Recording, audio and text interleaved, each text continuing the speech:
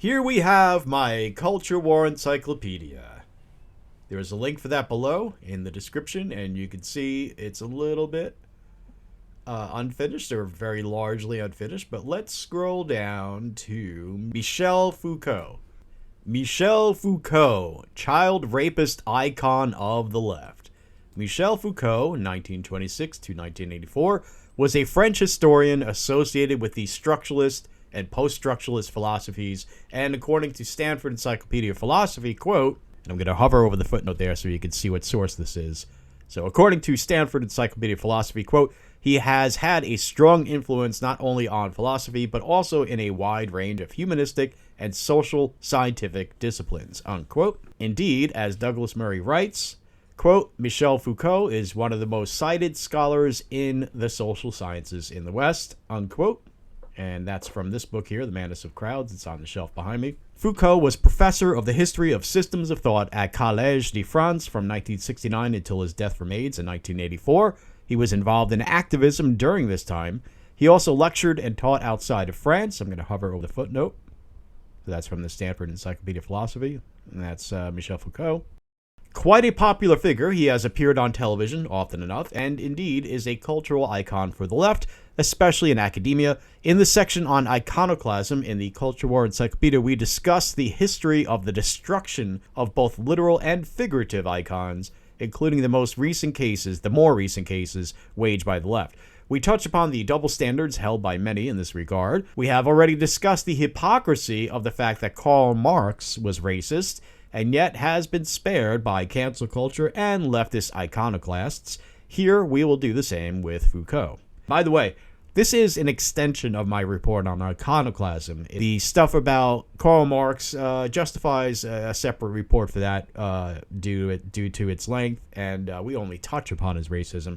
And this stuff about Michel Foucault justifies its own little section here too, because there's enough to discuss. But this is all an extension of my report on iconoclasm. So, as Douglas Murray writes in The War in the West, page 174, I believe. Yes. Quote, why do their gods not fall? Yet there are many oddities in all of this. Kant, Hume, Jefferson, Mill, Voltaire, and everyone else connected to racism, empire, or slavery must fall. And yet a strange selection of historical figures does not. And in this fact, we get to the roots of something that is happening in the anti-Western moment, unquote. Douglas Murray also writes that this double standard, quote, is worse than inconsistent. It exists to cut a swath through every thinker or historical figure in the Western tradition, to lambaste them for holding on to one or more of the attitudes of their time that our own age holds to be abhorrent. And at the same time, to ensure that figures whose work is helpful in pulling apart the Western tradition, even to the point of demanding revolution to overturn it, are never treated in the same ahistorical and retributive game. Marx is protected because his writings and reputation are useful for anyone wishing to pull down the West. Everybody else is subjected to the process of destruction because their reputations are useful for holding up the West. After all, remove every other philosopher from the field, take down all their monuments and tributes to them, and ensure that their thought is taught primarily and ahistorically as a story of racism and slavery and what is left standing in the Western tradition. For anyone who doubts that this is the game being engaged in, perhaps one other example may suffice. Among the modern thinkers who have the most impact on contemporary thought, almost none sits higher than Michel Foucault, 1926 to 1984. He remains the world's most cited scholar across an array of disciplines. His work on sexuality and especially on the nature of power has endeared him to generations of students. His ideas make him the most important name to drop for any scholar engaged in the activist studies of recent decades. For Black studies, queer studies, and others, he is the indispensable figure. Among the reasons is that, taken in its totality, his work is one of the most sustained attempts to undermine the system of institutions that have made up part of the Western system of order. Foucault's obsessive analysis of everything through a quasi-Marxist lens of power relations diminished almost everything in society to a transactional, punitive, and meaningless dystopia. Among those to push Foucault's work from an early stage was Edward Said, or Said. I'm not sure how to say that guy's name. The two would inevitably have been attracted to each other because underneath the work of both men was an effort to destabilize, if not deconstruct, the idea of the Western nations as having almost anything good to be said about them. It is always unpleasant, as well as unwise, for thinkers to lambaste each other because of the habits of their personal lives. The personal is not always political, and is certainly not always philosophical, yet in March 2021, a most interesting fact emerged about the life of Foucault. During an interview, his fellow philosopher Guy Sorman revealed a fact that had long been rumored. Sorman revealed that in the late 1960s, when Foucault was living near Tunis, Foucault would have sex with the local children. Sorman said that on a visit to Sidi Bou, or however you say that, near Tunis, he witnessed children running after Foucault, asking him for the money he offered other children before raping them.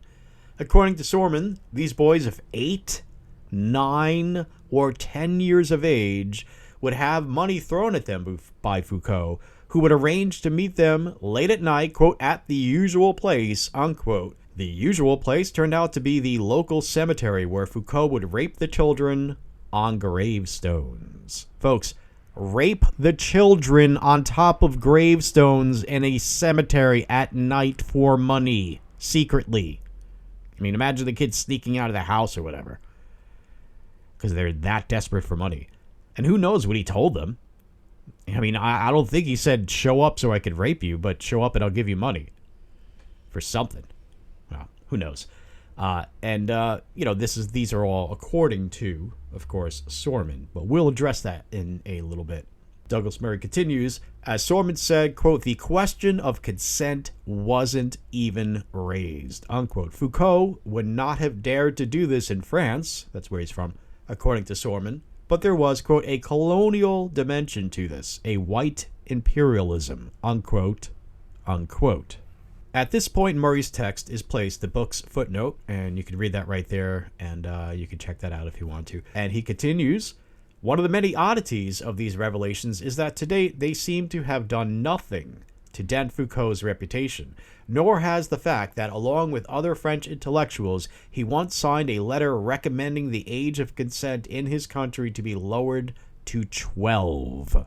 His work continues to be cited, his books continue to be published. Indeed, a final, previously unpublished volume in his History of Sexuality was published after these revelations came out. The repercussions of Foucault's theories continue to be felt, and nowhere has there been any recantation by his disciples in disciplines across America or anywhere else because of the revelations of racially motivated child rape, unquote. And again, that was Douglas Murray in The War of the West. Here's me now. Those familiar with Foucault's views know that he saw the world through oppression-tinted glasses. As far as he was concerned, the acquisition of power over people was the motivation behind everything. Considering this, and considering the reality of psychological projection, it is not very surprising that Foucault would revel in exerting power over his rape victims, that is, desperately poor foreign children. Now, of course, these accusations stem from what one of Foucault's own fellow travelers, fellow philosophers, claimed in an interview. So, what about the other side of the story? There are some who, in defense of Foucault, claim that according to local historians, the minors he had sex with were not that young, and were in fact ephebes, or, quote, a young person who is not yet a fully grown adult, unquote, as the term is defined by, say, for example, I think I got that from Cambridge Dictionary, yeah. And they further defend him by saying that in addition to non-consensual sex with minors, he also had sex with young men, people over 18.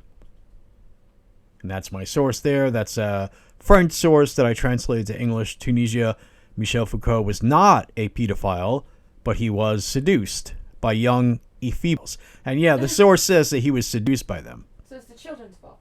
Yeah, he offered poor foreign children money, and so therefore when they came to him, and the original source said, yeah, they ran up to him because they knew they would get money from him. So they were seducing him. Along with it makes him a doubly big monster, doesn't it? Because right. He knows they're impoverished and willing to do really fucked up shit for money. Right. So to I don't know, play a part in this scenario makes you a real big piece of shit. There's no way to get out of it. He's a fucking piece of shit. Right. Now, keep in mind, this is the other side of the story. I know. So, if the truth is somewhere in between, then, I don't know, what do you call it? Ephebophiles or adolescents, pedo is like really young. So, is there a word for in between, or is that, I don't know. But anyway, at any rate, even sources sympathetic to Foucault report that he had sex with minors. So, on the one hand, we must acknowledge that accusations do not equal truth, and that even if his supporters say that he had sex with minors, people should be considered innocent unless proven guilty in a fair trial by a jury of their peers. On the other hand, it is fair to judge people by their own standards. By the view Foucault and other postmodernists and cultural Marxists and people who hate and actively seek to destroy social institutions of the West, the best thereof, there is no such thing as objective reality.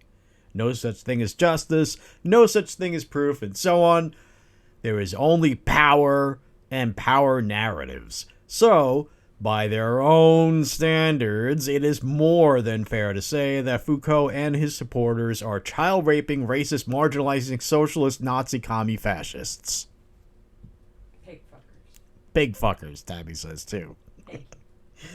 They're the sources I have for this article here.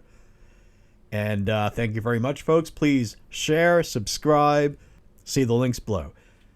Laughter my shield, knowledge my steed, wit I may wield, but question my reed, liberty my right, truth my sword, love my life, honor my reward. You like that, Tabby? Yeah. Okay. And again, this is part of the Culture War Encyclopedia. Please subscribe.